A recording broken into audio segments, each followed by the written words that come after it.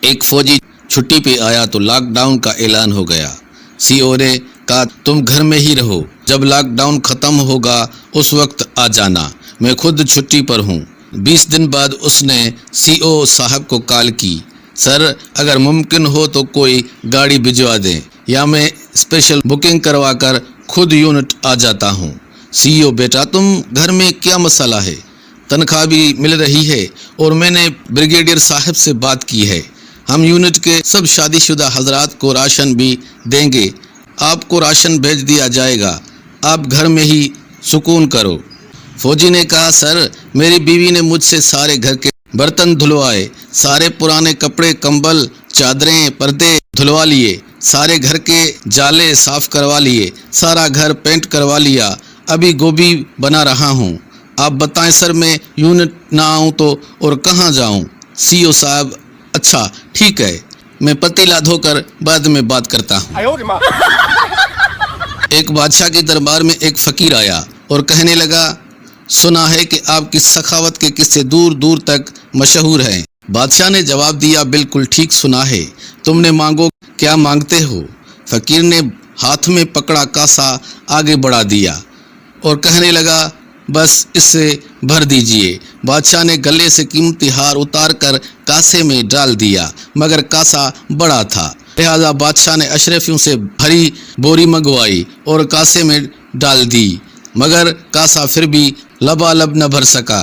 فقیر تنزیہ نظروں سے بادشاہ کو دیکھنے لگا۔ بادشاہ نے فقیر کی نظروں اور شرمندگی سے بچنے کے لیے خزانے کا منہ کھول دیا، تمام دولت کاسے میں انڈیل دی، مگر کاسا پھر بھی خالی رہا۔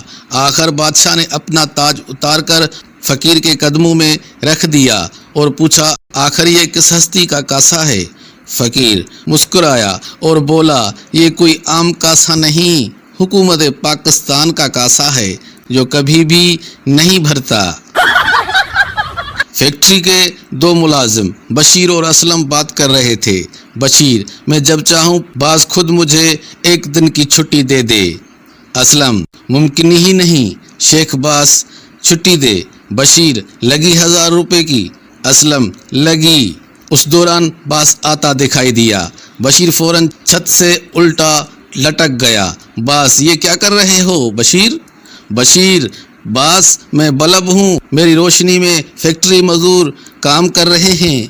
باز کام کی زیادتی کی وجہ سے تمہارا دماغ خراب ہو گیا ہے، تم ابھی گھر جاؤ اور کل کا دن بھی آرام کرو۔ بشیر اسلم کو آنکھ مارتا نکلنے لگا تو اسلم بھی اس کے پیچھے چل پڑا۔ باز اسلم تم کدھر چلے؟ اسلم میں بھی گھر جا رہا ہوں، اندھیرے میں کام نہیں کر سکتا، اللہ حافظ۔ پشتو کے مشہور ادیب پریشان کھٹک مرحوم کے ایک سیمینار کے سلسلے میں کراچی جانا تھا۔ منتظمین نے انہیں لینے کے لیے ایئرپورٹ گاڑی بھیجی تھی جس کا ڈرائیور ایک ان پڑھ تھا۔ وہ ایک تختی جس پر پریشان کھٹک کا نام لکھا تھا اٹھائی جہاز کے آنے کا انتظار کر رہا تھا۔ قسمت سے کہ جہاز لیٹ ہو گیا۔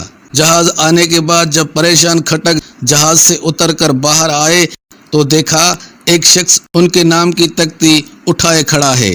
وہ سیدھا اس کے پاس گئے اور بطور تعارف کہا میں پریشان ہوں۔